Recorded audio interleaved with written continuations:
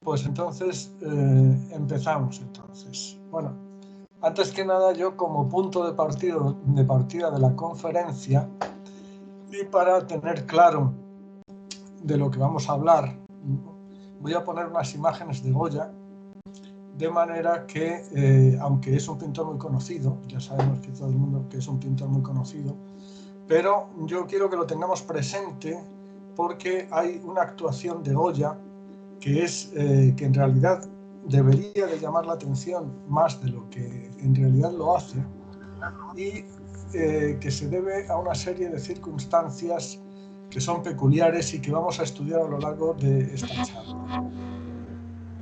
Entonces voy a compartir mi pantalla para que veáis mi escritorio y voy a poner, esto es un cuadro de Goya, supongo que lo estáis viendo ahora, ¿no? Sí, sí, sí. Es de la época madura, esto es un retrato de Godoy, como vemos es un cuadro que entra dentro de lo que es la pintura más normal en la época en la que estamos. Hay que recordar que Goya nace a mediados del siglo XVIII y muere a principios, en 1828, a principios del XIX. La pintura en ese momento no es más que un instrumento de representación, solo hay pintura realista.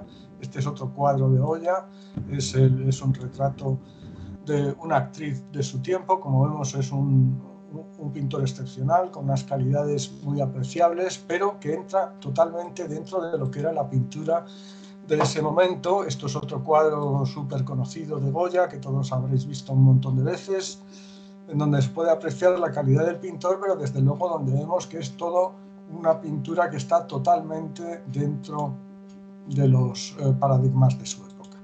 Sin embargo, en un determinado momento de su época, de su vida, quiero decir, entre 1820 y 1823, Goya va a casi a recluirse, no lo sabemos exactamente, pero a centrarse mucho en unas pinturas murales que hace en una casa que se acababa de comprar a las afueras del Madrid entonces y que, como todos sabemos, era conocida por la Quinta del Sordo.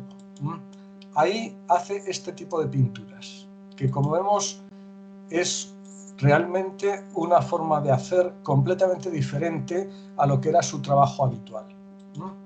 Entonces, hoy en día esto quizá no nos llama la atención suficientemente porque estamos acostumbrados a ver todo tipo de lenguajes plásticos y hoy en día están completamente aceptados ese tipo de lenguajes. Esto hoy en día lo calificaríamos como un lenguaje plenamente expresionista y no nos llama la atención por esa circunstancia. Pero sí tenemos que tener muy claro que estamos en otro momento histórico en donde la pintura era esto, realmente, y que este pintor había hecho una carrera completamente ortodoxa a lo largo de su existencia y además era muy celoso de su prestigio como artista, etcétera. Y estas pinturas, como digo, las hace durante 3 años nada más, son pinturas murales, aunque años después de la muerte del pintor se pasaron a lienzo y actualmente las podemos ver en el Museo del Prado, pero eran pinturas murales que ocupaban las paredes de las 2 estancias principales de esa casa de campo que él se acababa de comprar, ¿no? Entonces, vamos a ver que esto tiene una razón de ser, es un comportamiento, como digo, un poco muy particular, que hay que tener en cuenta el momento en que se hizo, y del cual solamente Ortega y Gasset realmente ha llamado la atención sobre este hecho. Otros críticos se han limitado a intentar interpretar estas pinturas sin advertir que el mero hecho de utilizar este lenguaje en ese momento ya es en sí algo digno de ser estudiado, ¿no? Entonces vamos a ver cómo Goya llega a esta situación, a esta circunstancia.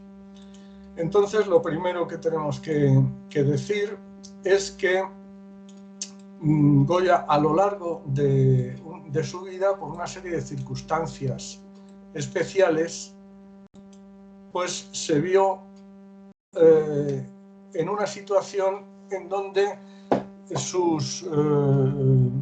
los contenidos de su inconsciente se vieron muy activados, ¿no? En primer lugar, ahora me parece que no estáis viendo mi pantalla, ¿no?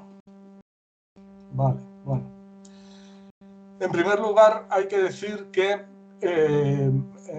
cuando tenía 46 años, Goya padece una enfermedad que todavía no está bien identificada, que no sabemos exactamente lo que fue, pero que probablemente fue un envenenamiento por los productos que él utilizaba en su trabajo y que con cierta frecuencia producía este tipo de episodios, ¿no? El caso es que Goya estuvo 6 meses terriblemente enfermo, con una serie de mareos, de vómitos, de fiebres, de todo tipo de males, y como secuela de esta enfermedad, al final se quedó completamente sordo.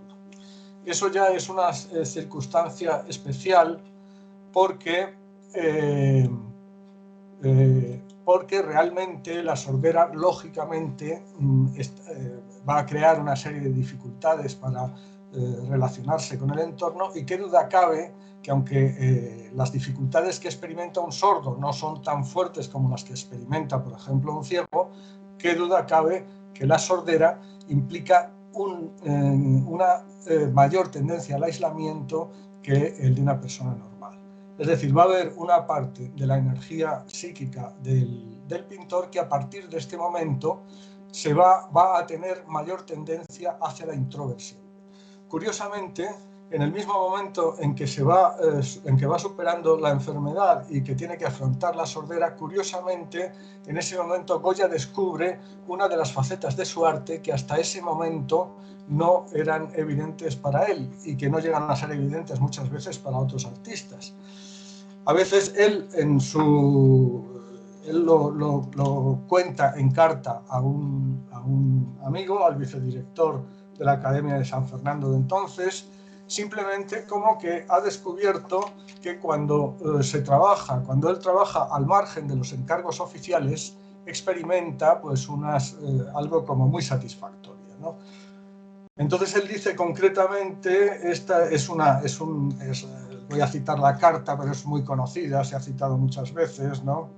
Dice, para escapar a la imaginación mortificada con la consideración de mis males y para resarcir en parte los grandes dispendios que me han ocasionado, me dediqué a pintar un juego de cuadros de gabinete en que he logrado hacer observaciones a que regularmente no dan lugar las obras encargadas y que en el capricho y la invención no tienen ensanches.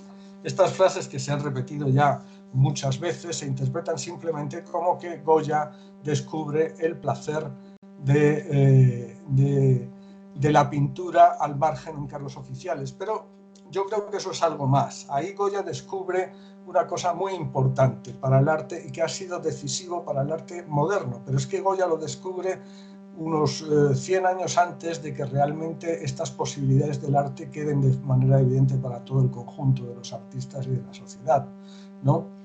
Y a lo que me estoy refiriendo es que el trabajo de imaginación, el trabajo que se hace al margen de los encargos oficiales, lógicamente se basa en la imaginación del artista, pero es que la imaginación del artista nosotros sabemos que se nutre de los contenidos de su propio inconsciente, indudablemente, ¿no? Y entonces lo que Goya empieza a experimentar en ese momento, porque además lo vamos a comprobar a lo largo de cómo se intensifica esta forma de hacer de él a lo largo de su carrera, lo que él empieza a percibir, al principio solamente lo intuye, pero luego cada vez va a ser más claro para él, es el hecho de que la exteriorización de la fantasía inconsciente, la simple exteriorización, ya tiene unos determinados efectos en la conciencia del que lo hace. Y basta eso, hoy en día en psicología ya sabemos que se utiliza incluso con fines terapéuticos, utilizando la pintura, la literatura o cualquier otro medio. Sabemos que la simple exteriorización de la fantasía ya produce unos efectos. Y a este respecto voy a citar brevemente a Jung para recordar, aunque ya sé que todos lo tenemos presente, pero voy a citar las palabras de él. En las relaciones entre el yo y el inconsciente, Jung afirma: la libido no es captable nunca sino en una forma determinada, es decir, es idéntica a las imágenes de la fantasía. Por eso, en tales casos, damos al inconsciente la oportunidad de sacar sus fantasías a la superficie. Y más adelante dice: la continuada toma de conciencia de las fantasías del inconsciente con participación activa en el fantaseo trae por consecuencia, según he observado ya, que primero, la conciencia se amplía al incorporarse a ella numerosos contenidos inconscientes. Según el influjo dominante del inconsciente. Segundo, el influjo dominante del inconsciente poco a poco se va desmantelando. Y tercero, ocurre un cambio de personalidad. De manera que estos tres efectos que aquí Jung cita de manera muy concreta producen en efecto en quien tiene esta posibilidad de exteriorizar su fantasía al menos una disminución de la tensión interna, una disminución de la presión del inconsciente, si es que tal presión existe. Y en el caso de Goya, que estaba en un momento bastante dificultoso para él, puesto que había pasado 6 meses de una enfermedad terrible, en la cual se habían activado también una serie de contenidos suyos, pues lógicamente él se dio cuenta de que al expresarse a través de la pintura al margen de encargos y basándose en su imaginación, se verificaba esta disminución de la tensión interna. A partir de aquí, justo a partir de la enfermedad y no antes, a partir de este momento, en la obra de Goya tenemos dos facetas. Por un lado están los encargos oficiales y sus pinturas habituales, que son del tipo de las que acabamos de ver aquí. Y por otro lado, tenemos una serie de pinturas. Al principio, sobre todo, lo realiza mucho, sobre todo con el dibujo y los grabados, pero también con la pintura, ¿no? Tenemos una serie de pinturas que están basadas exclusivamente en su imaginación. Y él no deja nunca, ya hasta el final de su vida, de practicar estas dos posibilidades de su arte. Entonces vamos a ver cómo no solo él se da cuenta de este efecto beneficioso para la conciencia de la exteriorización a través de la pintura de su imaginación, sino que poco a poco se va a ir intensificando ese proceso. Y inicialmente fue un proceso muy beneficioso, probablemente lo percibía así, pero llegó un momento en que el proceso se volvió incluso obsesivo y agobiante para el propio artista, como veremos. Vamos a ver cómo poco a poco se va intensificando, como digo, esta vida inconsciente en el artista a través de esta práctica continuada de lo que él llamaba el arte de capricho. Entonces, vamos a ver unas primeras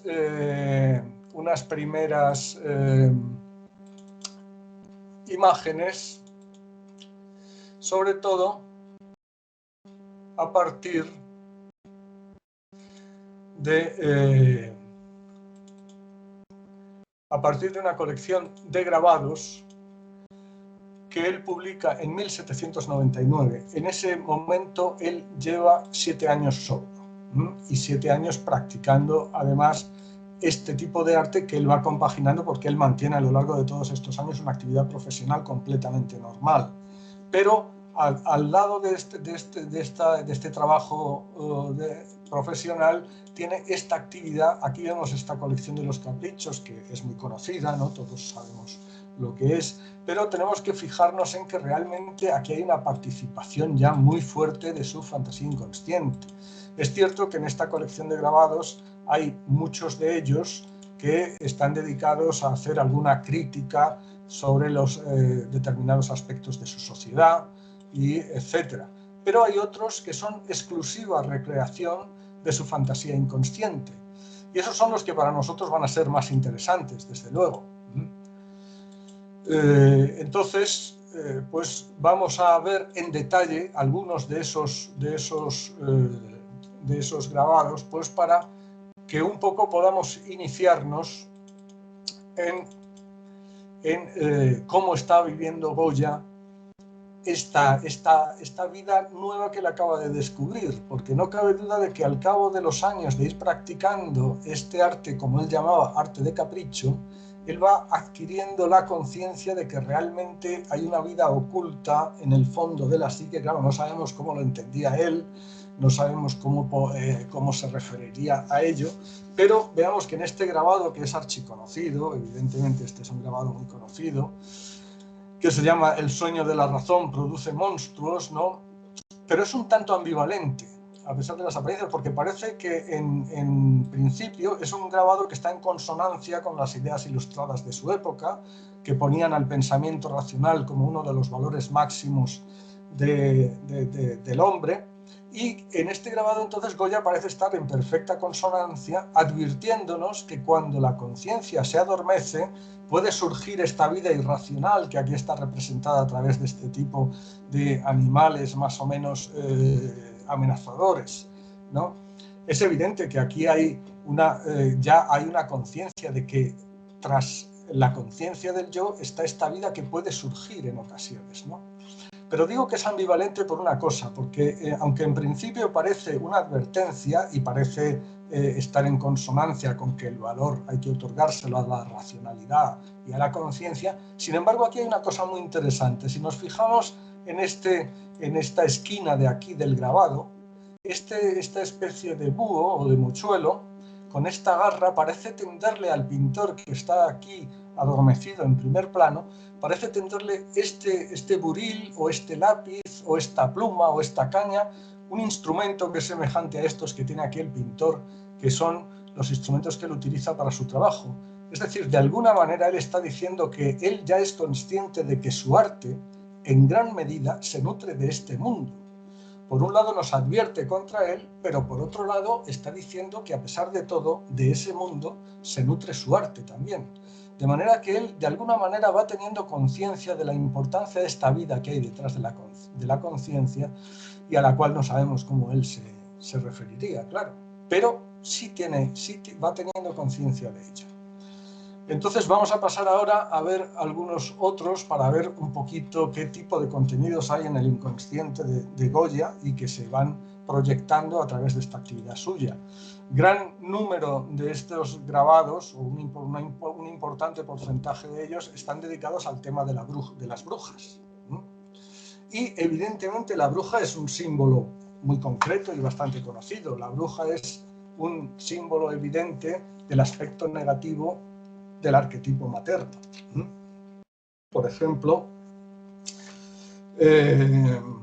Jung afirma que la imago materna representa el característico fondo fascinador del alma, el mundo de las imágenes primigenias. Eso en cuanto al arquetipo materno. Pero el aspecto negativo de este arquetipo, según el propio Jung, representa lo tenebroso, el abismo, el mundo de los muertos, lo que devora, seduce y envenena, lo angustioso e inevitable. Esto es una cita concreta del ensayo de Jung que tiene sobre los aspectos psicológicos del arquetipo de la madre, que está en el volumen 9 de su obra completa, como conoceremos muchos de nosotros, ¿no? Pero para concretar estas afirmaciones así, que son muy generales, quiero citar también a Marie-Louise Bonfrance, que es, como todos sabemos, la principal discípula de Jung, ¿no? En uno de sus ensayos, que está dedicado al estudio de los cuentos de hadas, uno de los varios ensayos que ella tiene sobre el estudio de los cuentos de hadas, en uno de esos ensayos dice concretamente sobre el personaje de la bruja. Entre otras cosas, la bruja simboliza el aspecto destructor del subconsciente. Es la madre devoradora que opone resistencia a la obtención de una conciencia más alta. En definitiva, cuando este símbolo aparece con cierta reiteración en la imaginación de una persona, tenemos que pensar varias cosas. Primero, que el inconsciente es posible que esté en oposición. Ya sabemos que desde la perspectiva de Jung, el inconsciente es una vida que de alguna manera es compensatoria de la actitud de la conciencia, pero que cuando la conciencia está muy unilateralizada en los valores del yo, pues el inconsciente no solo es un contrapeso, sino que a veces directamente pasa a una oposición total y absoluta con respecto a la conciencia. Y ya sabemos que esta oposición puede tener consecuencias bastante desagradables, porque significa que en cuanto la energía inconsciente tenga oportunidad de entrar en la conciencia, va a realizar una labor de desestructuración de la conciencia, de socavamiento, etc. Por otra parte, qué duda cabe que cuando está presente el aspecto negativo del arquetipo materno, pues es fácil imaginar que esa energía que originariamente tiene como objeto a la madre en los primeros años del individuo y que posteriormente en gran parte ha de ser desviada hacia las personas del sexo contrario, etcétera, pues en gran medida ese proceso de desdiferenciación de la energía del arquetipo materno pues ha quedado bloqueado en el inconsciente, y entonces el individuo tiene a lo mejor tendencias retrógradas, tendencias dependientes. Es fácil que alguien con este tipo de fijaciones, esto bueno, pues es lo que llamaríamos una fijación materna, pues tienda a establecer relaciones de dependencia, etc. Bueno, pues tenemos que tener presente que en gran medida la dimensión emocional de Goya debía de estar en gran parte lastrada por este tipo de contenidos. Pero hay más cuestiones. Hay otro tipo de grabados, por ejemplo, que tienen como protagonistas a estos duendes que vemos aquí, a duendes como estos. Entonces, los duendes también, según Jung, son representantes de la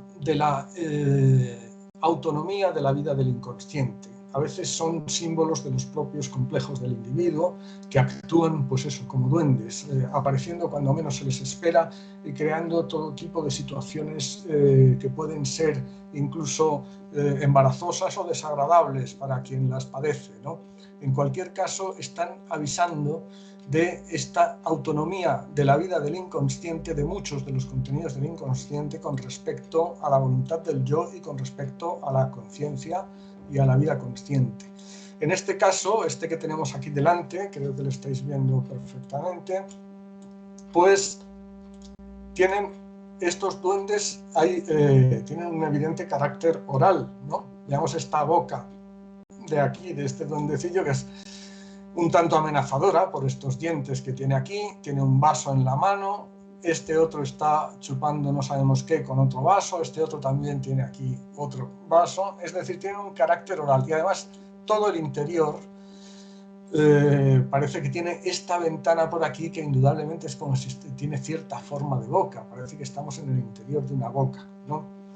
Hay otro psicólogo muy importante que se dedicó al estudio de la psicología del arte, que es Ehrenreich, que aunque desde presupuestos un poco distintos a los de Jung, pero sus conclusiones son perfectamente compatibles con las concepciones jungianas.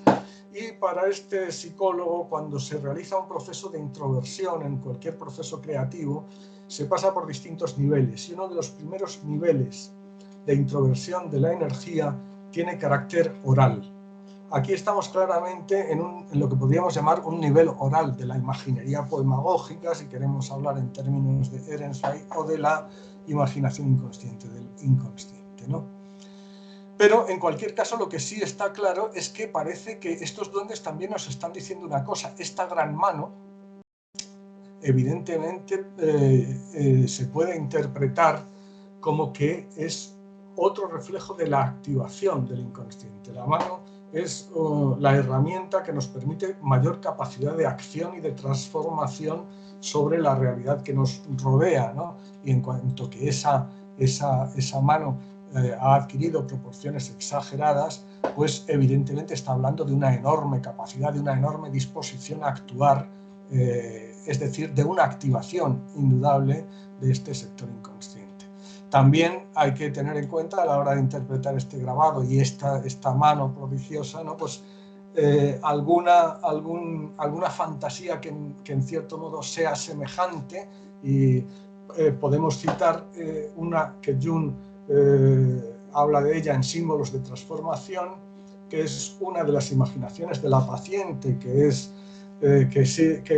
cuyas fantasías le sirven a Jung en ese libro como guión para ir desarrollando toda una serie de temas. hay una de las fantasías en donde la paciente ve un indio también con una mano muy grande, ¿no?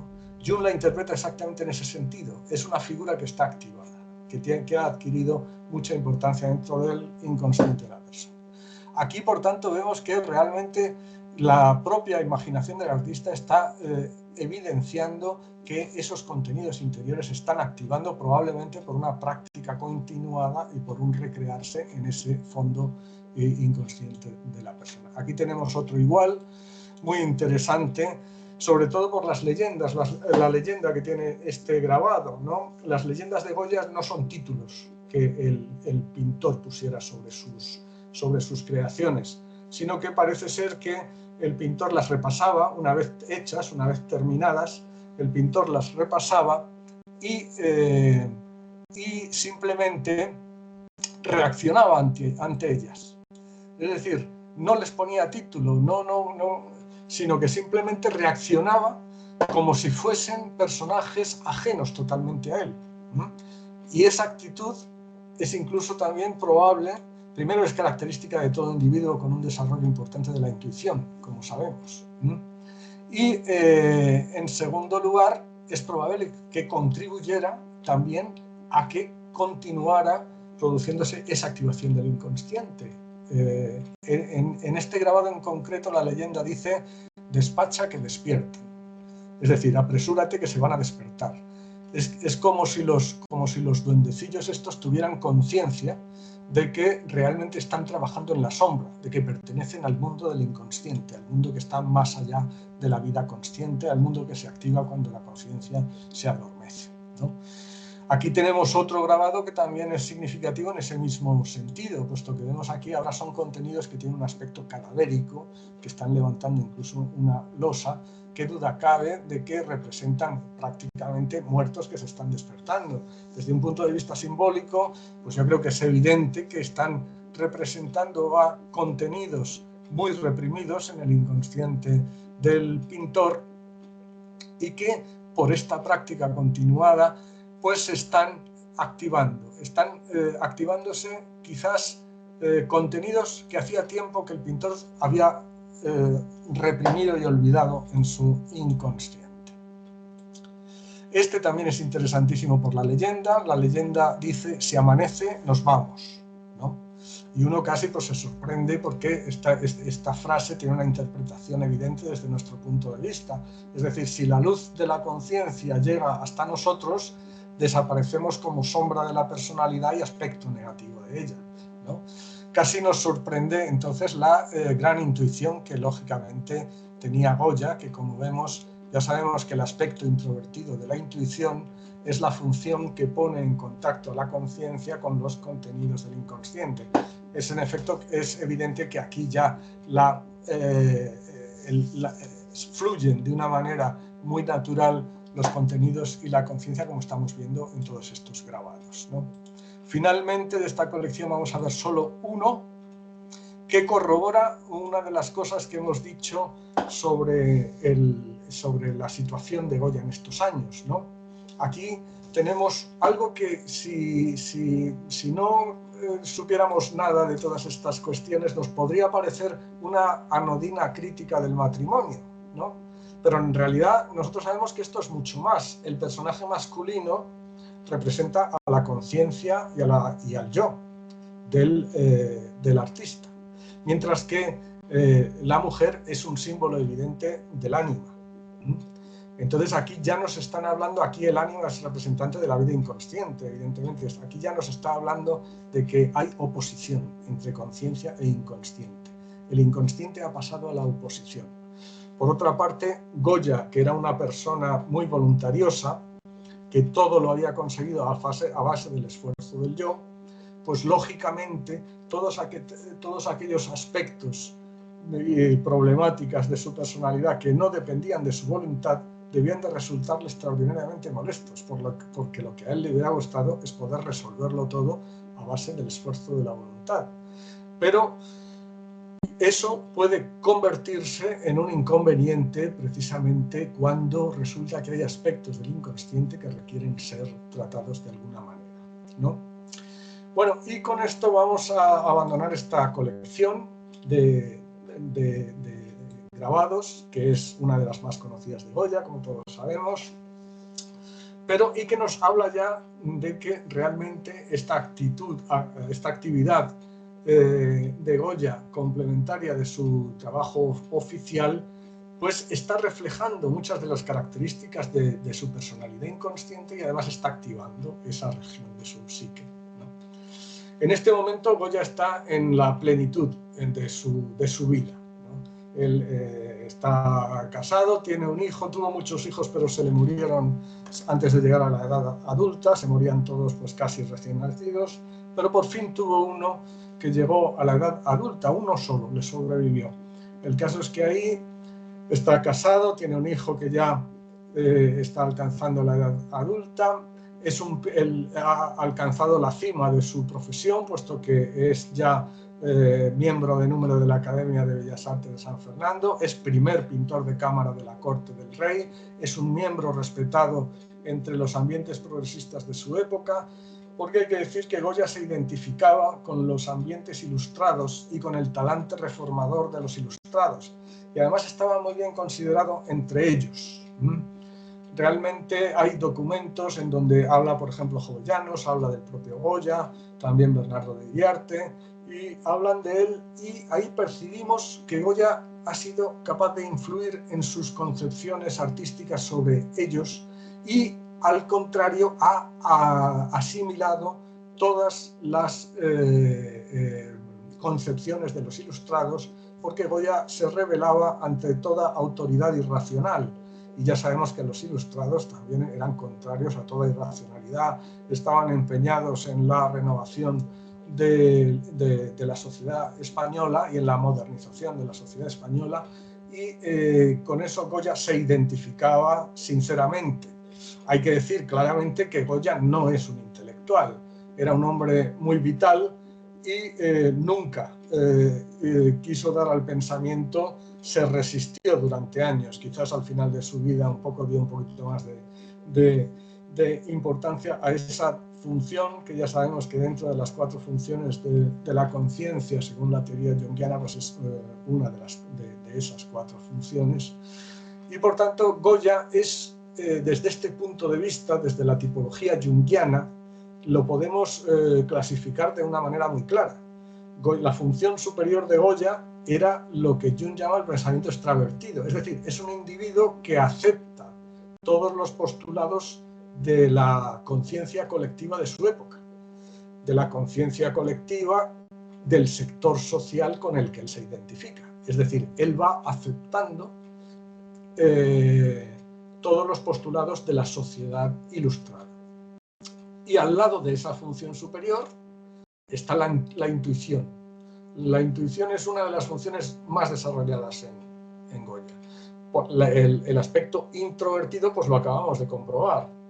Es evidente que alguien que tiene esta capacidad para reproducir una variedad de escenas de este tipo, pues tiene una intuición introvertida muy desarrollada. Pero también la vertiente extravertida de la intuición estuvo muy desarrollada en él, puesto que durante toda su vida fue capaz de aprovechar todas las oportunidades que se le presentaron. Y al igual que los introvertidos, también al igual que los intuitivos, en alguna ocasión también se equivocó. Ya sabemos que Jung dice aquello de que los intuitivos tienen el inconveniente de que a veces la flecha se les va al bosque, ¿eh? Es decir, hay veces que la intuición falla estrepitosamente, ¿no?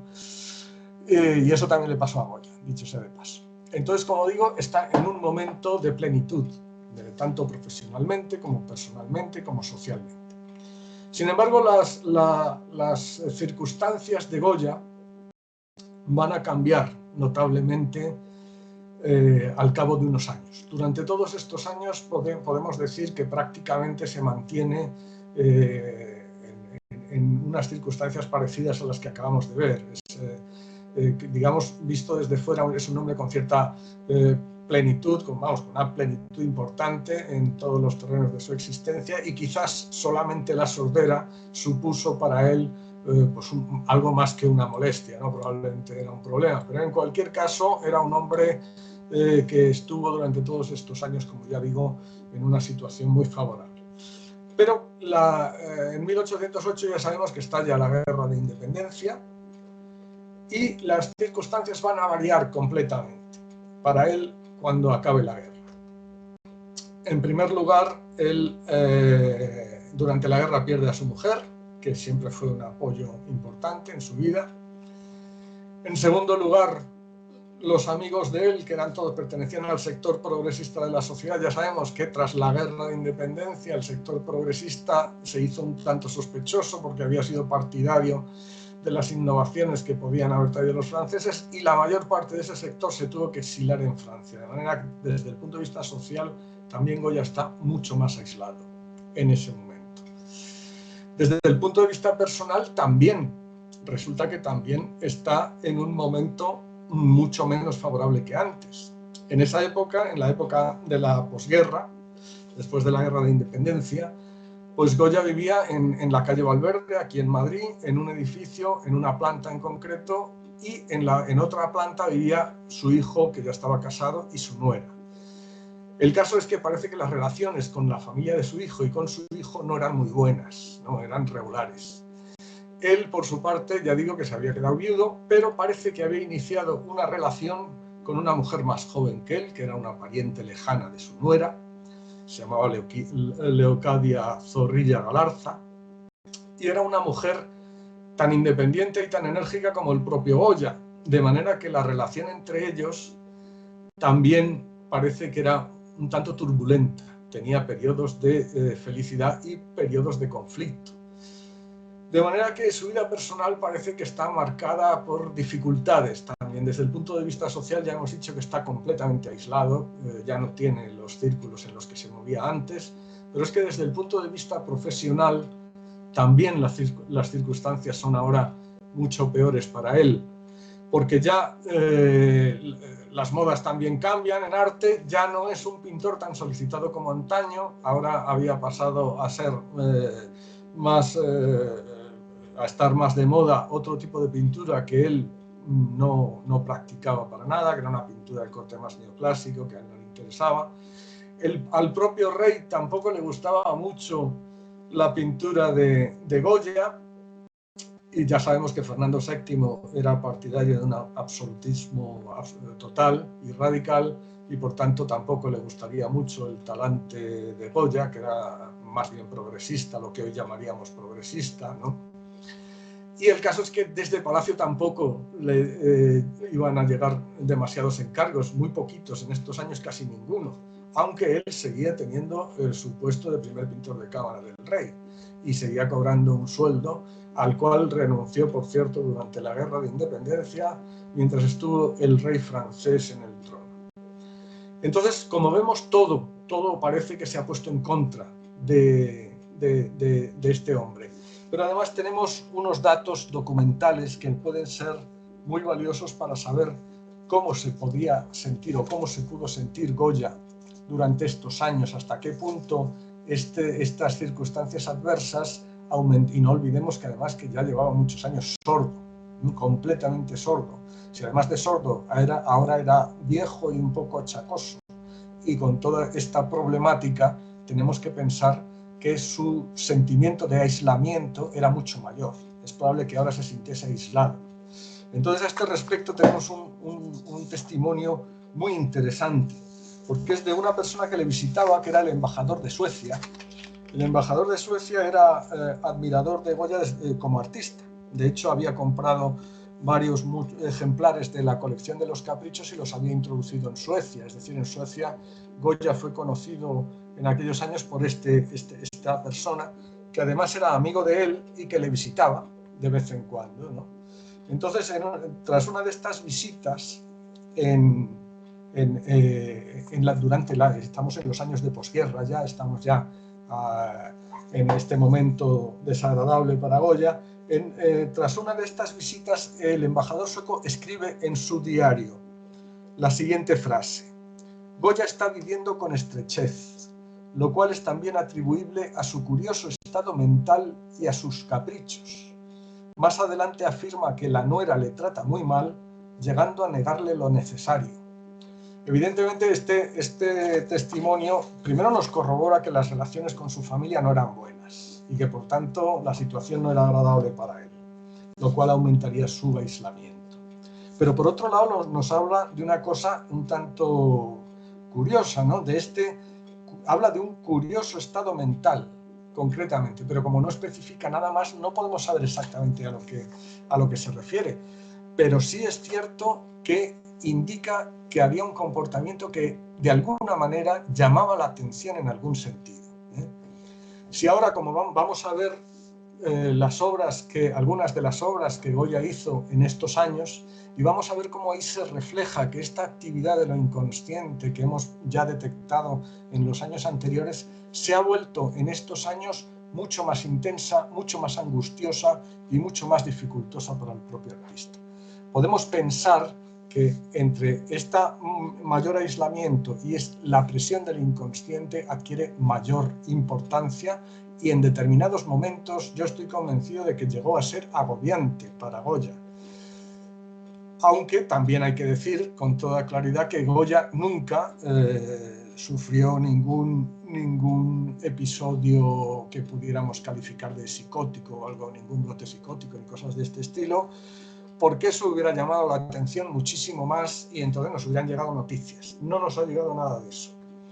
Pero sí es cierto que se indica que Goya tenía este curioso estado mental, ¿no? También es cierto que Goya tenía cierta preocupación por lo que era la locura. De hecho, en más de una pintura, Goya representa lo que eran los manicomios de su época, ¿no? Los manicomios de su época, y además parece ser que una pariente lejana de su madre había estado recluida en una institución mental de esta época, ¿no? Pero a pesar de esta preocupación que indica cierto sentimiento de desequilibrio, si se quiere, ¿no? Desde luego yo creo que podemos estar seguros de que nunca padeció ninguna cuestión grave en este sentido, ¿eh? Un momentito, porque vamos a ver. El lector de imágenes a veces juega unas pequeñas malas pasadas, pero no pasa nada. Entonces, como digo, en este momento podemos estar convencidos de que realmente la situación de Goya es mucho más angustiosa que antes, mucho peor que antes, y que realmente en ciertos sentidos se sintió en muchas ocasiones agobiado por la presión del inconsciente. Vamos a verlo a través de otra colección de grabados que pertenece a esta época, la época de la posguerra, ¿no? Esta es una colección que se llama Los Disparates, también es bastante conocida, pero en ella vemos, aquí ya no hay ninguna alusión a la sociedad de su tiempo. Aquí son todo escenas que se basan en su imaginación. Entonces aquí podemos, hay algunas que son bellísimas y extrañas, pero muy interesantes todas ellas, ¿no? Pero vemos que aquí ya podemos ver que se han producido ciertos cambios en la psicología del pintor, ciertas transformaciones, y que ha pasado por momentos verdaderamente angustiosos. Entonces vamos a centrarnos en algunas de estas escenas para ver un poco en qué sentido podemos pensar que ha habido cambios y que en su psicología hay pues una importante presión de lo inconsciente. Bueno, este grabado parece que es muy significativo y además bastante claro, ¿no? Evidentemente esta figura fantasmal, que duda cabe que es un representante del arquetipo de la sombra. Eso es la sombra personal del propio Goya. Y la conciencia, ya sabemos que la sombra es lo que Freud llamaría el inconsciente personal, es el arquetipo que engloba aquellos aspectos de la personalidad que están reprimidos, etcétera, etcétera. También dentro de la sombra van las tendencias instintivas, como sabemos. En cualquier caso, la conciencia está representada aquí por los soldados. Y para esto yo me he basado sobre todo también en otra interpretación de Jung, en una fantasía en cierto modo análoga, no igual a esta, pero análoga, que pertenece a la colección de sueños que Jung analiza en la primera parte de Psicología y Alquimia. Como sabemos, esos sueños pertenecían a Wolfgang Pauli, ¿no? Y que, como sabemos, colaboró con Jung durante estos años y fue analizado por una discípula de Jung. Bueno, en uno de esos sueños aparecen también unos soldados, y concretamente Jung los interpreta literalmente diciendo que son representantes de la uniformidad, es decir, de la opinión colectiva. Representan una conciencia identificada con la opinión colectiva. Y en este caso, pues tenemos corroboración de algo que ya habíamos intuido, que Goya estaba identificado con la conciencia colectiva de su época. Y aquí la conciencia está en efecto representada por estos soldados, que es un grupo y por tanto es una conciencia que se identifica con lo colectivo. Respecto a los grupos, démonos cuenta del tamaño enorme que ha adquirido este fantasma. Eso significa, evidentemente, que la actividad inconsciente tiene ahora unas dimensiones muy grandes y que ha adquirido una presión importante. Veamos que la mayor parte de los soldados están por los suelos. Es decir, hay estructuras de la conciencia que corren el peligro de ser desbaratadas. Ya sabemos que eso desde un punto de vista subjetivo, que significa cuando nosotros ponemos en duda algunos de los principios por los que nos hemos regido, lo que estamos haciendo sin saberlo es desestructurar la organización de la conciencia. Si el inconsciente está en oposición, en cuanto haya una desestructuración, va a haber una invasión de la energía inconsciente, y ahora veremos que eso sucede aquí con Goya. Pero veamos otro grabado que es también muy interesante. Este grabado, por ejemplo. Fijémonos cómo este grabado tiene dos partes bien diferenciadas. Por un lado está este interior, donde están estos personajes, estas viejas, que son evidentes parientes de las brujas de la otra colección, son indudablemente representantes de la fijación materna. Y luego hay un exterior, en donde hay estos dos personajes fantasmales. Son esos contenidos de la sombra que amenazan con irrumpir e invadir la conciencia. Y en el medio está esta mujer joven, que es representante del ánima. El ánima, como elemento intermedio entre la conciencia y el inconsciente, es la primera que va a experimentar esa invasión de estos contenidos amenazadores. El ánima está en una disyuntiva, en un dilema. Y veámoslo, que eso está claramente expresado aquí, porque tiene dos cabezas. Este personaje femenino, esta mujer joven, tiene dos cabezas. Con una mira con preocupación hacia los personajes fantasmales de la izquierda, y con la otra cabeza se dirige hacia los personajes de la derecha. Es decir, está dudando si salir de la situación de atrapamiento en lo materno, si variar esa situación, pero si varía esa situación y sale al exterior, en ese momento va a tener que soportar la invasión de los contenidos de la sombra, que son estos dos de aquí. Eso sabemos que es un proceso muy común, que eso es casi inevitable, ¿no?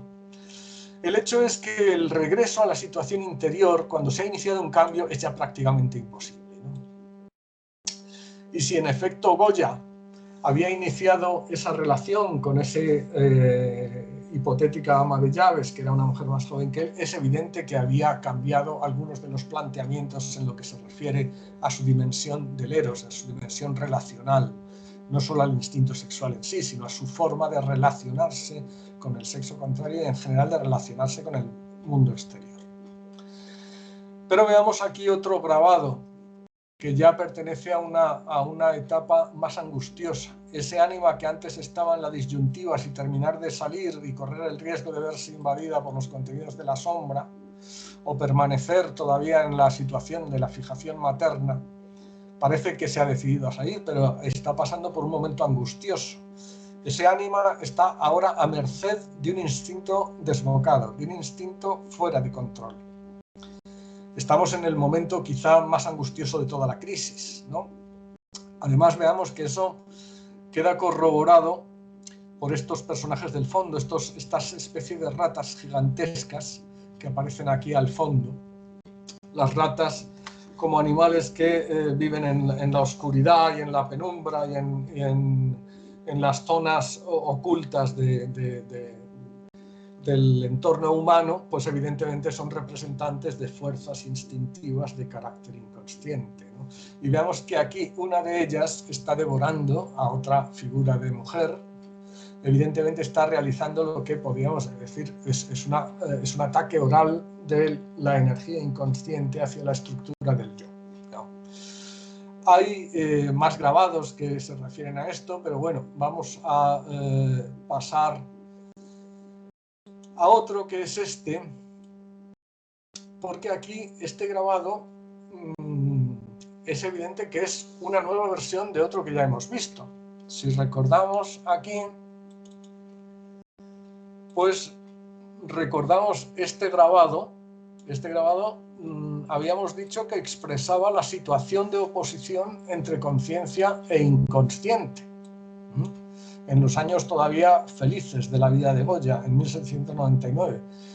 Este grabado de la época posterior a la guerra es mucho más intenso, pero es el mismo grabado exactamente. Ahora tenemos aquí un aspecto masculino de la personalidad y un aspecto femenino. Ahora no están atados, sino que están fundidos entre sí, están fundidos, de manera que la situación es mucho más angustiosa y además el grado de conflicto a nivel instintivo lo tenemos aquí expresado en estos dos pies que están, los pies de los dos personajes que tienen dos partes enfrentadas entre sí. Eso habla de un conflicto indudablemente fuerte entre conciencia e inconsciente, ¿no?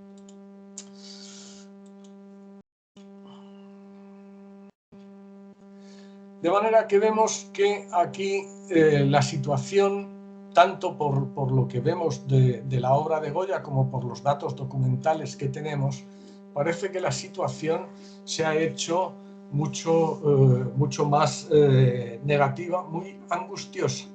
Pero por otra parte, sabemos que Goya tiene conciencia de que a través de la exteriorización de la fantasía, él podía experimentar una disminución de la presión interior. Bueno, pues aquí hay una cosa muy interesante, y es que en 1819 Goya compra una finca a las afueras del Madrid de entonces, y entonces en esa finca, en las paredes de su casa, va a representar pues toda una serie de cuadros que evidentemente, aquí tenemos una reproducción de lo que probablemente fue esa finca, que hoy en día está demolida, de lo que pudo ser pues el interior de la Quinta del Sordo, en las dos habitaciones principales de la casa, una casa que no sería muy grande. Esto es una reconstrucción de lo que pudo haber sido el plano. Son dos plantas, esta es la planta baja y esta es la planta alta.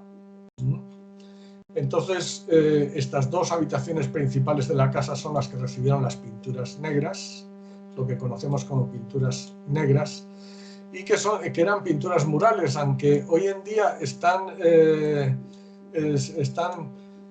pasadas a lienzo y las podemos ver en el Prado. En su momento eran pinturas murales, de manera que estaban representadas todas las obsesiones del pintor.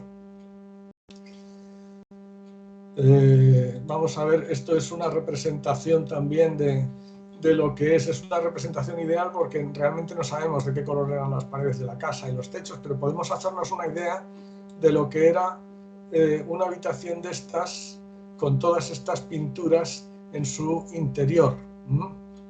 Entonces, esta sería la sala superior, y evidentemente todas estas pinturas, que son las pinturas negras, realmente no solo son técnicamente completamente distintas a la obra habitual de Goya, sino que realmente el contenido de estas, aparte de que algunas son incluso hasta extraordinariamente personales, por ejemplo, y desde luego no eran pinturas decorativas. Por ejemplo, esta pintura, yo no sé si la conocéis o no, Pero esta pintura, todo el mundo, todos los críticos y todos los especialistas están de acuerdo en que representa una cosa muy concreta. Representa a un hombre masturbándose, este hombre en el primer plano, y al fondo dos mujeres que se están riendo de él, ¿no? De manera que, de alguna manera, estas pinturas ya en sí ya nos está diciendo el contenido y la técnica de ellas, que tienen un carácter absolutamente personal y que realmente Goya, en este interior de esa casa de las afueras, durante estos 3 años, entre 1820 y 1823, pues lo que hizo fue reproducir en estas dos habitaciones el ambiente que era el interior de su propia personalidad, el interior más conflictivo. Además, ahora vamos a ver alguna, porque quizás, bueno, ya llevo mucho rato hablando. Si en cualquier caso queréis intervenir, pues hacerlo sin ningún problema. En cualquier caso, vamos a ver alguna de estas pinturas ahora con un poquito de detalle. Vamos a ver dos nada más, porque ya quizás se está prolongando esto un poquito, pero en cualquier caso, como digo, estas pinturas son muy particulares por esas dos cosas. Primero, porque el hecho de que haya reproducido el ambiente de sus obsesiones en una casa significa que está llevando al límite algo que él ya conocía, y es que la vivencia de esas fantasías le puede liberar de la tensión. Si él se sentía realmente agobiado por toda una serie, por toda esta problemática interna, pues es posible que pensara que la solución estaba en vivir lo más intensamente posible esta fantasía interior. Claro, desde luego él no tenía ni la más mínima posibilidad de establecer una interpretación racional de estas fantasías suyas, pero eso no es importante, porque a ese respecto, bueno, no es importante, es una parte de la comprensión y de la vivencia de las fantasías, pero no es la parte fundamental, como dice el propio Jung. El propio Jung, cuando antes hemos citado cómo él habla del efecto de la exteriorización de las fantasías, pues el propio Jung, en otro párrafo de este ensayo que hemos citado antes, ¿no?, él dice: en el caso de la toma de posición, se trata de desencadenar procesos inconscientes que aparecen en la conciencia en forma de fantasías. Pero de decisiva importancia es que el paciente vivencie plenamente esas fantasías. Y en la medida en que una comprensión intelectual pertenece a la totalidad de la vivencia, las comprenda también. Con todo, yo no daría prioridad a la comprensión, pues lo esencial no es la comprensión e interpretación, sino la vivencia de las fantasías, ¿no? Entonces, podemos entender que Goya en este caso estaba acertado. Él evidentemente no tenía ni la más mínima posibilidad de hacer una interpretación desde un punto de vista simbólico de esas fantasías, pero sí tenía la posibilidad de vivenciarlas intensamente, y ya tenía experiencia de que eso en alguna ocasión producía un relajamiento de la tensión, ¿no?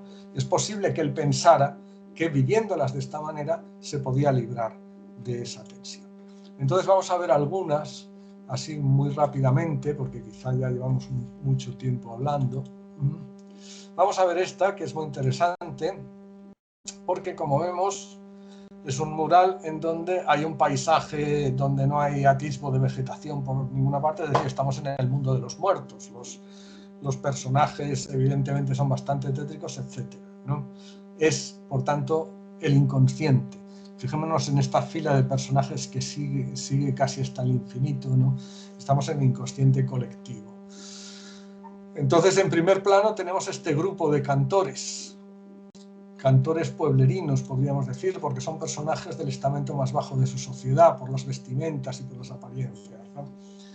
Entonces, como son cantores, ya sabemos que la música representa en los productos inconscientes muchas veces, y ahí hay muchas fantasías que lo atestiguan y hay muchas interpretaciones al respecto, representan muchas veces a la función del sentir.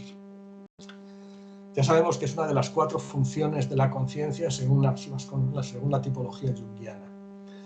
Si es la función del sentir y está aquí en el inconsciente, eso significa que la función del sentir es la función inferior en Goya.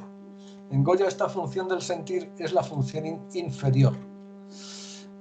y además es colectiva porque está representada por un grupo de gente, y además esa función que ya sabemos que tiene la finalidad de establecer el valor de las realidades que vamos experimentando en nuestra vida, pues es la que nos sirve para establecer la escala de valores, ¿no? Entonces, en el caso de Goya, estaba reprimida en el inconsciente y coincidía con la forma de sentir de las clases bajas de su sociedad. Sabemos que Goya viene de una familia que pertenece a un estamento medio-bajo de la sociedad de su época, y por tanto no tiene nada de extraño que él hubiera asimilado esa forma de sentir las realidades de la vida en su infancia y en un momento posterior, ligado a un entorno completamente distinto, hubiera reprimido esa forma de sentir. Y aquí está como función inferior la función de sentimiento. Eso corrobora también lo que hemos dicho antes, que su función superior sería el pensamiento extravertido y la función auxiliar la intuición. Pero detrás de esta función de sentimiento que tenemos aquí están estos dos personajes dobles que también son muy característicos. Evidentemente, estos dos embozados son dos figuras que representan a la sombra, al arquetipo de la sombra, pero lo están representando de manera doble. Y por otro lado tenemos a este personaje femenino también representado de manera doble, que es una evidente, por el contexto donde está y por los otros personajes, es una evidente representación del ánima. Ahora bien, estos dos arquetipos, como sabemos, la sombra y el ánima, son dos de los arquetipos del desarrollo que más que primero se presentan en cualquier proceso de incorporación a la conciencia, cualquier proceso de individuación, cualquier proceso de vivencia de los contenidos inconscientes, etc., ¿no? Entonces, dos personajes dobles forman una cuaternidad, evidentemente, y una cuaternidad, como sabemos, es uno de los símbolos más característicos de la totalidad, del sí mismo, de la realización de la totalidad, del arquetipo central del sí mismo. Evidentemente, aquí está claro que esa totalidad no se puede realizar a menos que se diferencie en algún sentido la función inferior que está aquí presente, la función de sentimiento. Está bloqueando de alguna manera la realización de la totalidad. Por otra parte, es interesante porque hay un texto de Robin Robertson. Robin Robertson, como sabemos, es un psicólogo junguiano que ha escrito varios libros sobre la psicología de Jung. Y entonces Robin Robertson, en uno de sus ensayos, dice concretamente: la función inferior es nuestra conexión con el inconsciente colectivo, y este es demasiado grande para que quepa en una sola persona. Este mural de Goya prácticamente parece que responde de manera casi literal a esta afirmación de Robertson, porque aquí tenemos la función inferior representada por estos cantores, y detrás toda esta fila interminable de personajes que se prolongan casi hasta el infinito. Es que viene todo el inconsciente colectivo aquí detrás, ¿no? De manera que sabemos que la función inferior nunca llega a diferenciarse totalmente. Entonces, como vemos, es interesantísimo este mural. Pero vamos a pasar a este otro y ya no vamos a ver más, solamente dos dibujos posteriores, ¿no? Este es otro de los murales de la Quinta. Aquí reconocemos fácilmente a otro de los arquetipos característicos de todo proceso de individuación. Es el anciano sabio, como vemos, ¿no? Sabemos que es un aspecto del sí mismo, el anciano sabio, y sabemos que indica muchas veces la actitud espiritual del individuo a nivel inconsciente. Aquí está en una situación muy particular y muy curiosa. Por una parte, está representado como mago, no como fraile, a pesar de que este cuadro a veces se le ha denominado dos frailes. Está representado como mago, porque si vemos, este vestido negro tiene aquí un ribete de bordados de colores que no pintaría nada en la túnica de un fraile, y aquí hay una especie de fajín dorado anudado a la cintura que tampoco, de manera que es más bien un mago. Pero sabemos que eso es precisamente una de las posibilidades en que se presenta el arquetipo del anciano de esta manera. Pero aquí la clave de cuál es la situación interior de Goya nos la da este otro personaje que tiene aquí a la espalda, ¿no? Y que parece que le está sugiriendo no sabemos qué cosas al oído, ¿no? Porque este personaje tiene unas características muy peculiares.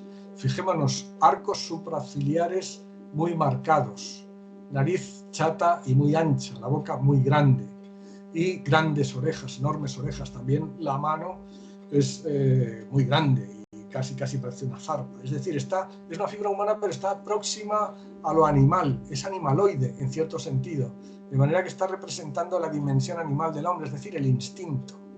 Está representando el instinto. Viene que el instinto ya sabemos que surge desde el inconsciente, las solicitaciones del instinto, desde atrás, desde el inconsciente. Por otro lado, este bastón termina de darnos la interpretación total de toda la escena, ¿no? Este bastón, el bastón es, como sabemos, un emblema de poder y indica la unilateralización de la actitud de este anciano sabio en las solicitaciones que provienen del instinto. Esto es casi la representación de lo que podríamos llamar una formación reactiva, de alguien que ha estado sometido a una educación represiva y no tendría nada de particular que formase esta especie de actuar a la contra, casi de manera sistemática, unilateralizándose en las solicitaciones del instinto, ¿no? Por otra parte, el bastón, que indica esta unilateralización, no es un rico bastón que estaría más adecuado para ser el cetro de un mago o el bastón o la varita de un mago, sino que esto es más bien el cayado de un plebeyo, más que un bastón de un mago. ¿Y eso qué quiere decir? Pues que esta unilateralización era una de las características inconscientes y psicológicas de la clase baja de su tiempo, ¿eh?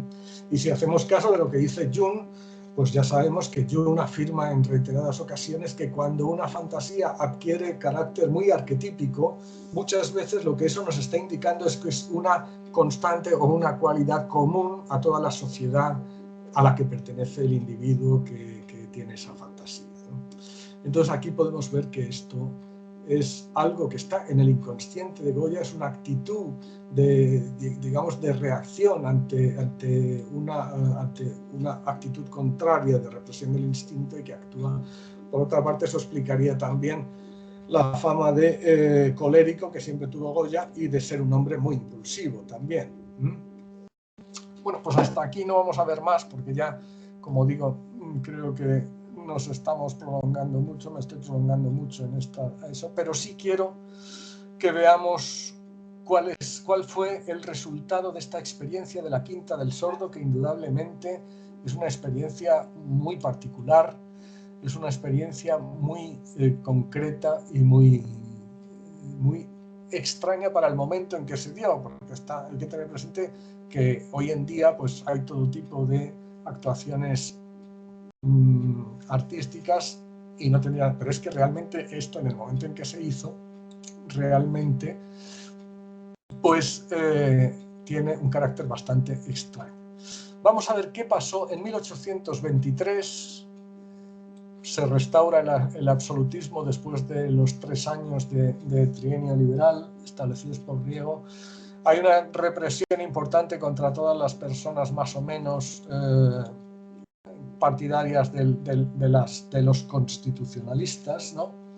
Y Goya tiene que partir al exilio. La experiencia de la Quinta queda en gran medida, aunque ya llevaba 3 años inmerso en ella, la experiencia de la Quinta queda en gran medida cortada, interrumpida, aunque ya estaba casi completada, ya lleva 3 años, como digo, inmerso en sus fantasías a través de estas pinturas murales, ¿no? Entonces él parte hacia Burdeos, y de las obras que tenemos de este tipo que el pintor realiza en Burdeos, podemos analizar y podemos comprobar que esta experiencia de la Quinta del Sordo ha tenido repercusión y ha tenido efecto en su propia personalidad. Y lo podemos comprobar analizando lo que son las obras de su de esta época posterior, sobre todo en los dibujos. Veamos que con respecto a la obra que acabamos de ver, fijémonos que aquí está el mismo personaje arquetípico del anciano sabio, pero ahora en vez de un bastón tiene dos bastones. Y además la leyenda dice, aún aprendo. Pero lo que ha aprendido Goya ahora es a librarse de la unilateralización y a escuchar a los contenidos del no yo, aquellos que no dependen de la voluntad de su ego. Y si eso no era suficiente, tenemos otro dibujo que también nos habla de que ha solucionado uno de sus problemas más característicos, que era este. Recordamos que esto era una constante a lo largo del trabajo de su vida. Recordamos que indicaba la situación de enfrentamiento y lo mal que Goya sabía manejarse con respecto a los aspectos de su personalidad que no dependían de su voluntad. En los años de mayor intensidad de la presión inconsciente, esta fantasía había adquirido este carácter verdaderamente angustioso y terrible, ¿no? Bueno, pues tras la experiencia de la Quinta en los años de Burdeos, fijémonos que esta situación también está solucionada y aparece ahora esa fantasía, pero completamente diferente. Ha perdido el carácter de enfrentamiento. Goya ha aprendido a convivir con los aspectos de su personalidad que no dependen de la voluntad del yo. Ha aprendido, en definitiva, a relacionarse con su ánima, si lo queremos ver así. Y así hace este dibujo que corrobora que, en efecto, esta experiencia de la Quinta del Sordo pues tuvo consecuencias beneficiosas para el ya anciano pintor de Fuendetodos. Y aquí termina escribiendo debajo del dibujo segura unión natural. Bueno, y con esto pues yo he terminado más o menos lo que yo quería contaros a este respecto. Y entonces, pues si queréis, podemos dedicar algunos minutos pues, a comentar cualquier cosa que voy a dejar de compartir pantalla. Y ahora creo que me estáis viendo, imagino, ¿no? Y si alguno quiere comentar algo o hacer alguna pregunta, pues yo creo que es el momento, ¿no? De que...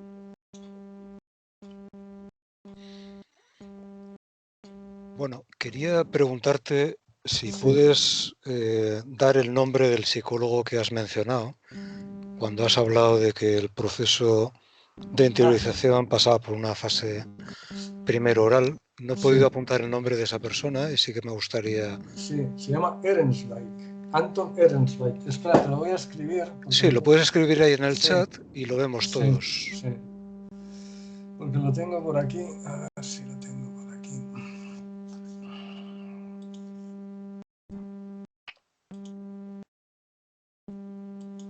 A ver.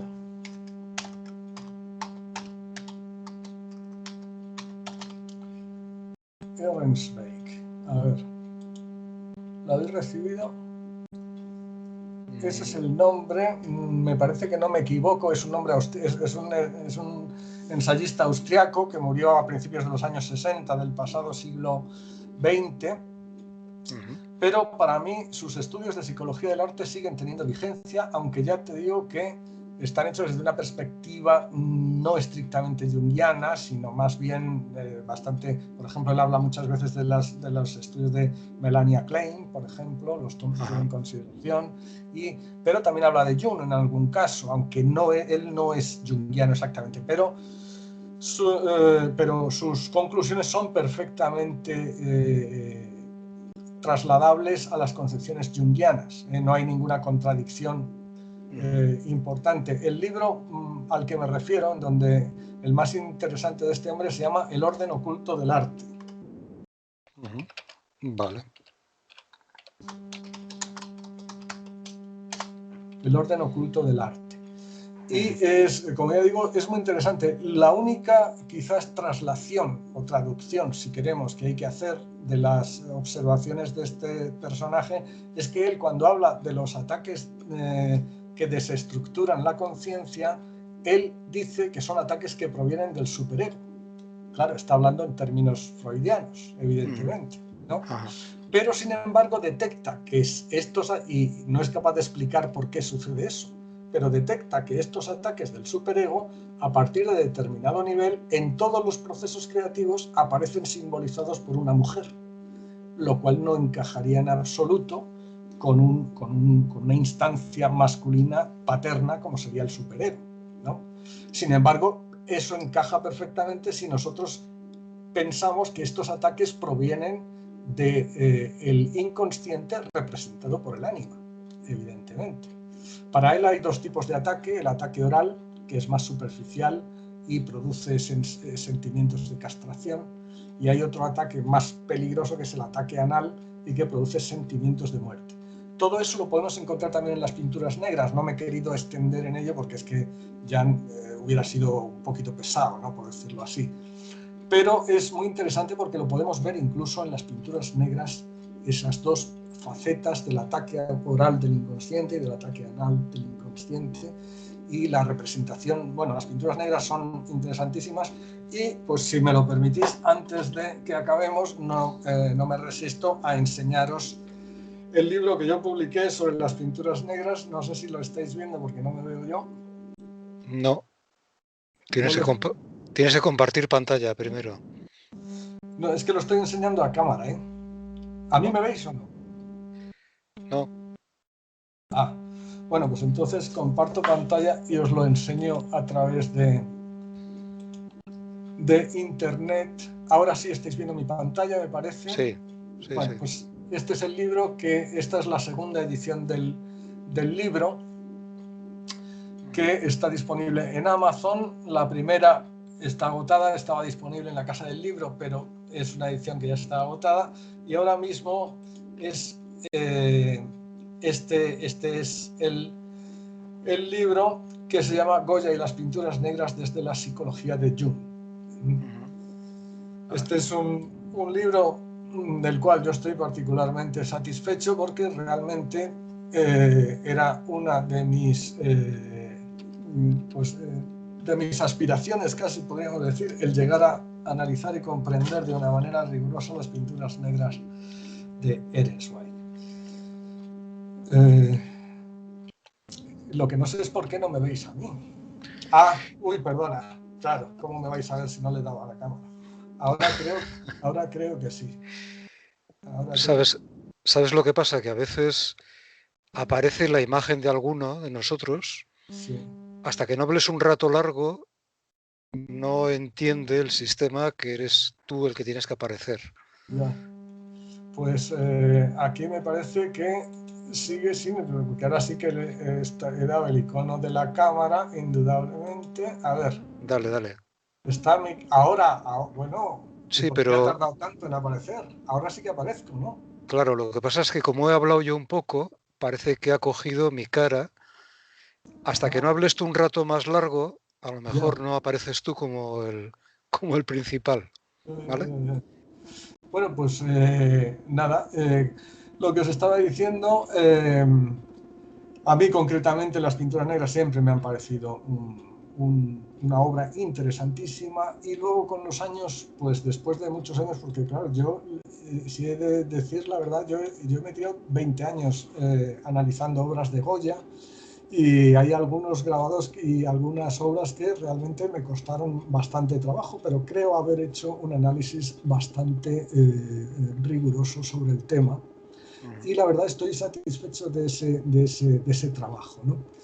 Y en cualquier caso, ya digo que yo mismo muchas veces, hay veces que me sorprende el encontrar en las pinturas negras, realmente es que está punto por punto muchos de los y en algunos grabados de Goya es que hay procesos que describe Jung, por ejemplo, que ¿Sabes? Espera un poquito, sí, Javier. sí. Es que sigues compartiendo la pantalla Que y estoy entonces todos vemos lo que estás viendo tú ahora sí. Vale. Vale. Que lo acaba de darnos la pista David, que estaba pasando eso. Ahora ya está claro. Bien. Bueno, entonces ahora espero que ya no comparto pantalla, me parece, ¿no? No, ahora te vemos bien a ti. Ahora ya me veis, de acuerdo. Y entonces, bueno, pues hay algún grabado de Goya, como decía, que realmente reproduce procesos descritos por Jung y por Ernst Mach de manera casi verdaderamente sorprendente. Es verdaderamente sorprendente. Y a mí me ha resultado un trabajo muy grato. En realidad, yo he de decir que a mí me resulta muy agradable cualquier análisis simbólico. Es una cuestión que al cabo de, como me he tirado bastantes años haciendo todo tipo de grabados simbólicos, pues es una cuestión que a estas alturas pues me resulta bastante atrayente y agradable. Y también el propio Picasso, también después publiqué 2 libros sobre Picasso, y también es un personaje muy interesante para hacer un análisis desde el punto de vista simbólico de su obra, ¿no? Pero en cualquier caso, pues nada, yo muchas gracias. Me llega ahora un mensaje por parte de David. Muchas gracias por ese mensaje. Y si estoy a cualquier cosa que queráis comentar o preguntar, pues... Bueno, a mí me ha encantado tu exposición Muchas gracias. y parece que has cogido a Goya como paciente, ¿no? Sí. Y has visto su proceso terapéutico, ¿no? Entonces, Sí. Bueno, realmente, es que casi yo creo que este hombre, sin darse cuenta, pues estuvo haciéndose a sí mismo un proceso verdaderamente, en cierto sentido, terapéutico. Porque yo no sé si estaréis de acuerdo conmigo, pero a mí me parece que esto de poner en las propias paredes todas esas obsesiones tiene que tener una finalidad de este tipo que hemos visto aquí, ¿no? Si no, realmente resulta una actuación poco comprensible, ¿no? sí, bueno, realmente el proceso ha sido riquísimo y además como ver los grabados como los has puesto tú, que a veces son pequeños y no acabas de ver los detalles, el apreciar formas que yo no había apreciado nunca hasta ahora, pues es un privilegio, ¿no? Contemplarlo así. Y los detalles que hay en los diferentes elementos, claro, dan una información riquísima, ¿no? Sí, pues te lo agradezco, sí. Desde luego, ya te digo, yo me he pasado mucho tiempo con ellos porque realmente al principio resultaban un enigma y luego a medida que iba conociendo más cosas sobre el pintor, pues iba entendiendo un poquito más. Pero la verdad es que me ha llevado mucho tiempo y la verdad, bueno, pues ahora estoy contento de los análisis. Sí. Hombre, y respecto a la validez o no del proceso, hombre, seguramente Goya tendría, bueno, si lo comparo con un proceso clínico, ¿no? Sí. Además de la función que puede tener catártica, el arte Sí. y de hacer alquimia al dar forma a los contenidos psíquicos, Sí. pues también requiere por el artista una capacidad de poder verlos y aprender de ellos. Es decir, que no toda proyección del material consigue por sí mismo ir generando un proceso de cambio. Es decir, que seguramente Goya, para poderlo hacer, también necesitaba tener unas ciertas características personales en las cuales de la proyección del material y de la alquimia al hacer la obra concretamente, al relacionarse con ello, pudiera ir consolidando cosas, porque otros artistas se sienten poseídos por el inconsciente y lo expresan, lo manifiestan, pero realmente ellos no evolucionan, no No, aprenden. claro.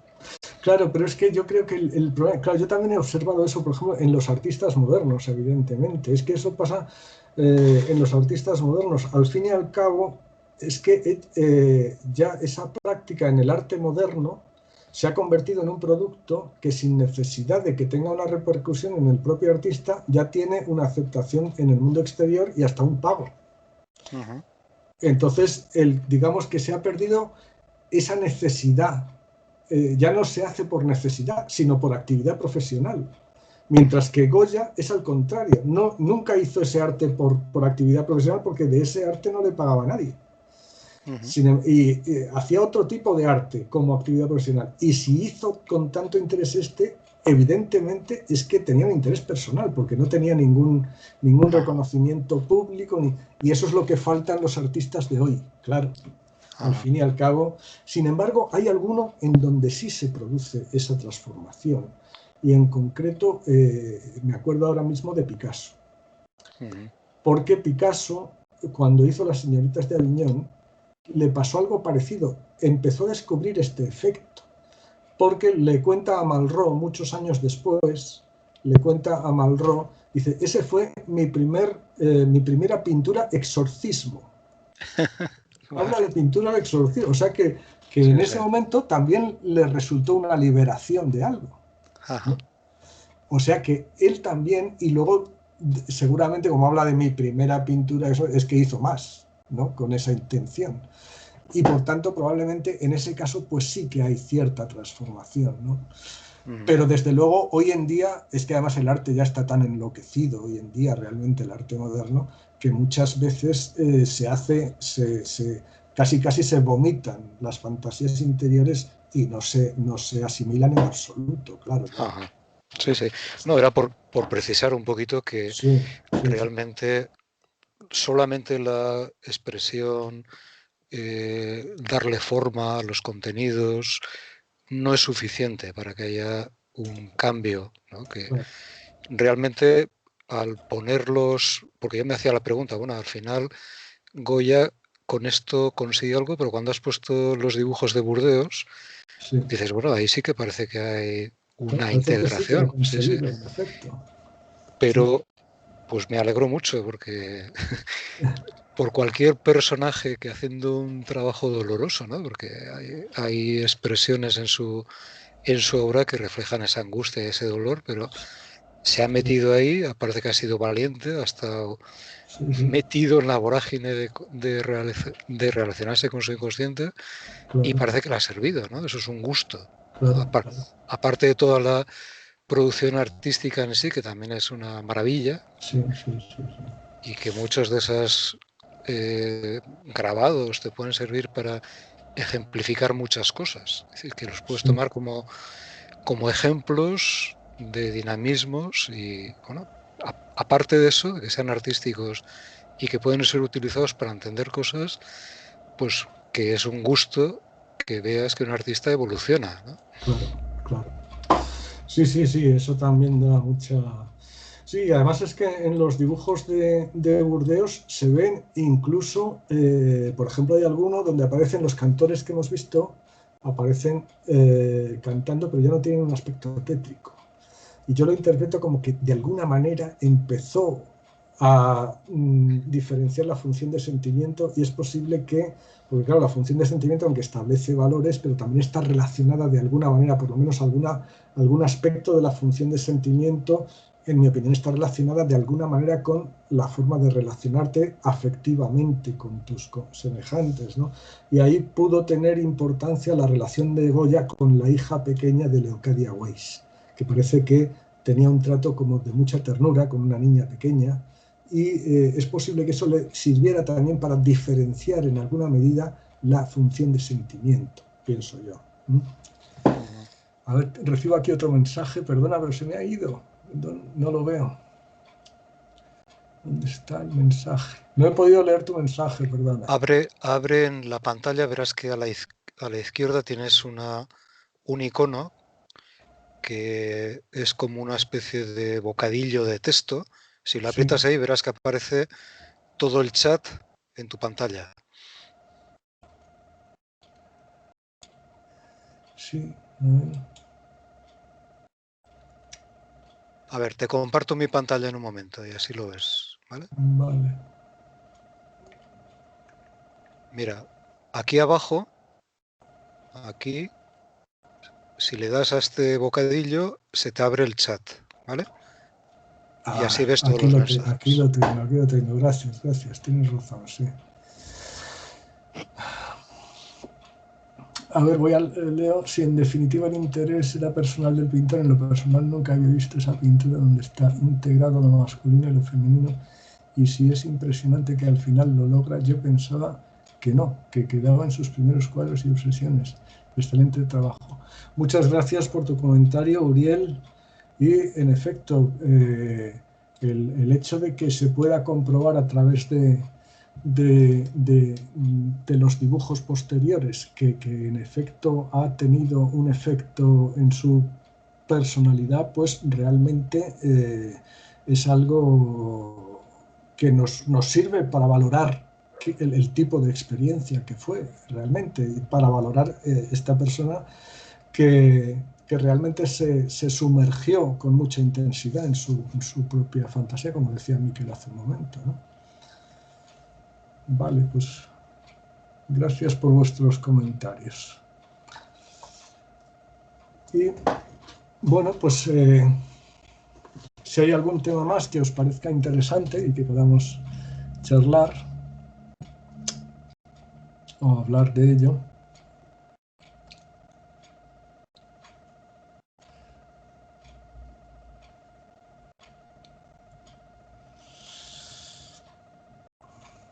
Aquí parece que tenemos otro.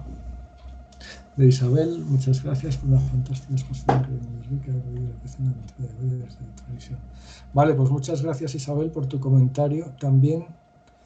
Y me alegro de que os haya gustado la exposición. Y también es una satisfacción para mí un poco el contribuir a difundir una visión un poco diferente de este tipo de obra, ¿no? Que se suele, porque a veces se sigue interpretando solo como desde un punto de vista esteticista, ¿no? Como si fuera...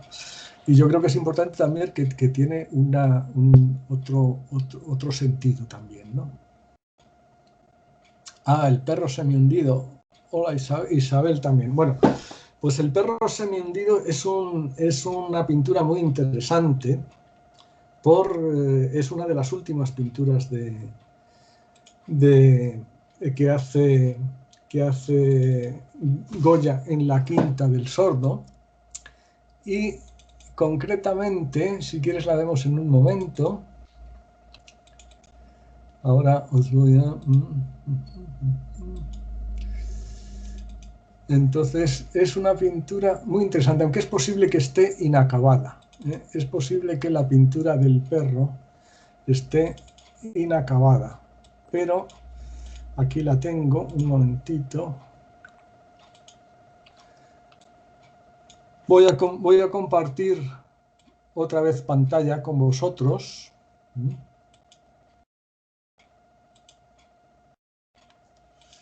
Y aquí tenemos la pintura de el perro semihundido. Pues fíjate que es una cosa muy interesante, porque aquí tenemos que hay un paisaje como muy desdiferenciado, ¿no? No hay detalles de nada, aunque también es cierto que esta pintura es posible que esté inacabada. Pero digamos que el aspecto de desdiferenciación es evidente, y eso según Ernest Zweig, según este autor al que me acabo de referir hace un momento, es característico de los últimos estadios del proceso creativo. También en la concepción junguiana, los contenidos del inconsciente, cuanto más alejados están de la conciencia, más desdiferenciados son. Entonces aquí estamos en un cuadro marcado por la desdiferenciación del entorno.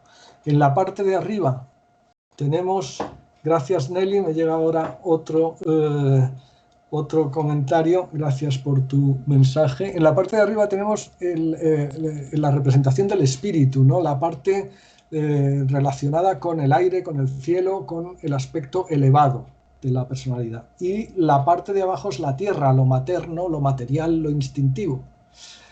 Entre ambos, de alguna manera, están también los dos elementos que hemos visto que tenían conflicto en la personalidad de Goya, ¿no?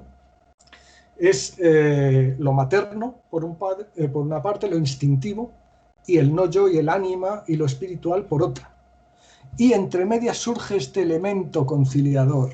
El perro es en sí mismo un elemento que incluye los aspectos tanto maternos como paternos. El perro, por ser un animal necrófago, pues es representante de la madre, Es un símbolo de lo materno, porque en la antigüedad, pues incluso hoy en día sabemos que en algunas culturas, por ejemplo, a los muertos no se los entierra, sino que se les da a comer a los buitres.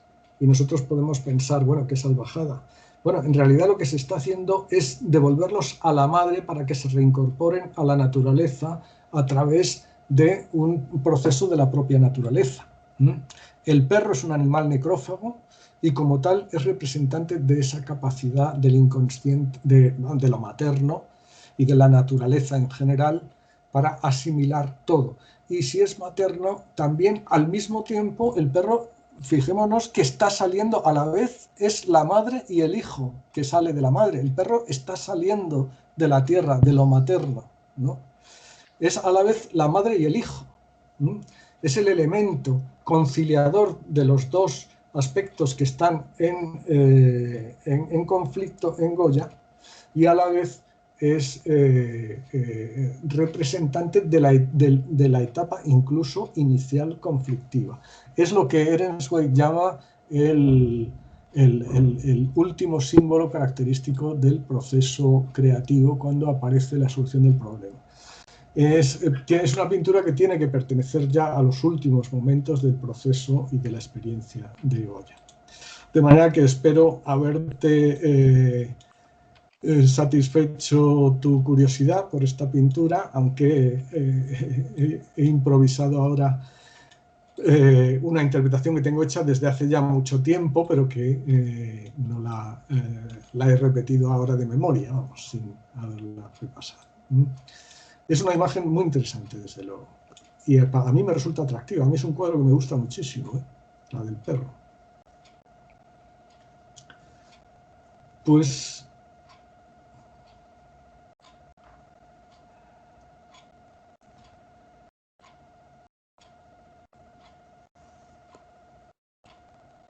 sí, bueno, es cierto, contestando un poco a Nelly,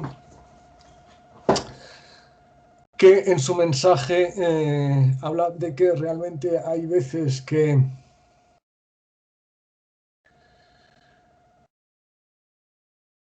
sí, hay veces que el arte de hoy en día hay contenidos que también se incuban, pero en el arte de hoy en día yo creo que falta un poquito el aspecto de reflexión, ¿no? El arte de hoy en día tiene un inconveniente, y es que está muy bien pagado y ya no hace falta ningún compromiso más, solamente con tener éxito con las propias imágenes, pues resulta que ya obtiene uno una compensación bastante grande, ¿no? Y hay casos de verdaderamente artistas que se pueden considerar, yo diría que casi esquizofrénicos. Bueno, eso estoy exagerando, ¿eh? Pero bueno, gracias a ti, Isabel. Así es, sí. En efecto, sí, yo también estoy de acuerdo en eso, en que realmente hoy en día, pero sin embargo el arte sigue siendo una cosa muy valiosa, en mi opinión, porque sigue siendo reflejo del estado espiritual de una sociedad entera, muchas veces, ¿eh? Y entonces lo que pasa es que, bueno, como estamos en una sociedad quizá excesivamente volcada en lo exterior, quizá excesivamente extrovertida, pues solamente se atiende a los aspectos exteriores también en el caso del arte, cuando el arte lo más interesante es lo que se refiere al interior a la evolución espiritual de cada uno de nosotros.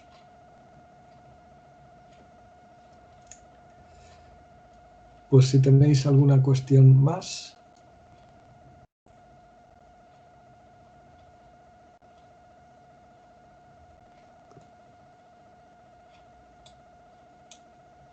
Uriel parece que también está escribiendo un mensaje.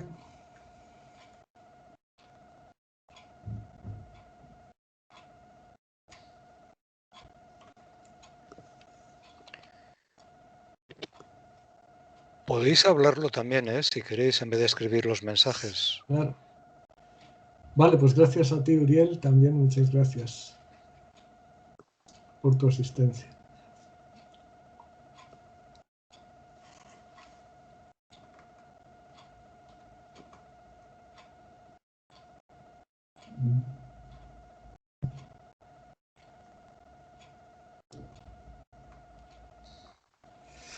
Gracias, Alejandro.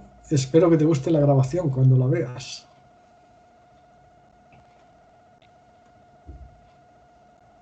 Y espero que haya salido bien la grabación, porque es una pena esto del sonido, no sé a qué obedece realmente. Yo desde aquí no lo oigo y pensaba que se había solucionado, ¿eh? Sí, sí. Bueno, no te preocupes, cuando hablas el sonido tiende a... Ese sonido de fondo va desapareciendo. Ah, bueno, menos mal.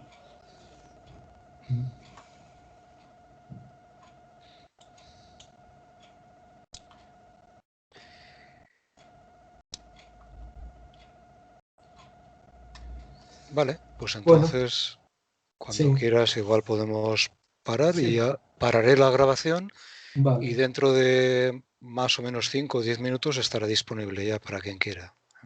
de acuerdo. Pues bien, si no hay más cuestiones, pues podemos dar por terminada la charla, ¿no? Vale, pues gracias y que pases buenos días. Gracias a vosotros igualmente. Hasta, hasta la próxima. Gracias. Vale, pues va a dejar de grabar ya. Vale. Vale. Bueno, espero un poquito porque así los chats también se grabarán, me Ah, sí, imagino. sí. Bueno, no, creo que no. Además quedan disponibles todo el rato.